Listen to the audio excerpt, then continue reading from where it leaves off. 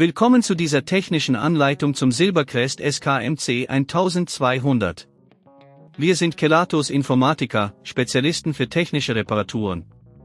Wir holen dein Gerät direkt bei dir zu Hause ab, führen eine kostenlose Diagnose durch und schicken dir einen Kostenvoranschlag, bevor wir reparieren. Keine Anrufe, keine Fahrten. Wir befinden uns in der Calle Joaquín María López 26, Madrid. Bequem, transparent und professionell. Link in der Beschreibung. Wenn dein Silbercrest SKMC 1200 komische Geräusche macht, könnte das auf ein Problem mit dem Motor oder der Lagerung hinweisen. Diese Geräusche entstehen oft durch mangelnde Schmierung oder Abnutzung.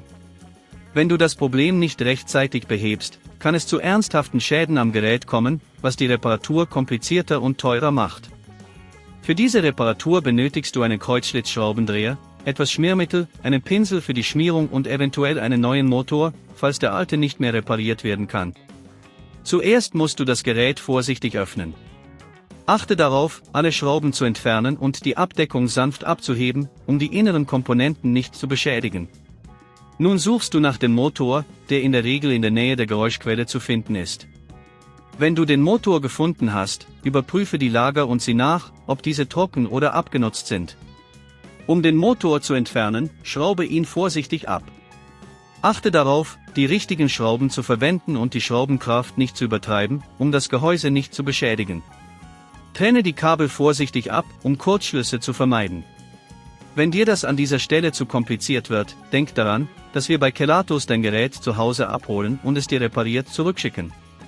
Nachdem du den Motor entfernt hast, reinige die Lager mit dem Pinsel und trage das Schmiermittel gleichmäßig auf. Wenn der Motor beschädigt ist, setze den neuen Motor an die gleiche Stelle und schraube ihn fest. Achte darauf, die Kabel an die richtigen Anschlüsse zu stecken.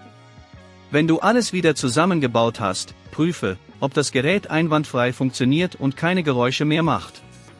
Vergiss nicht, das Gehäuse sicher zu schließen.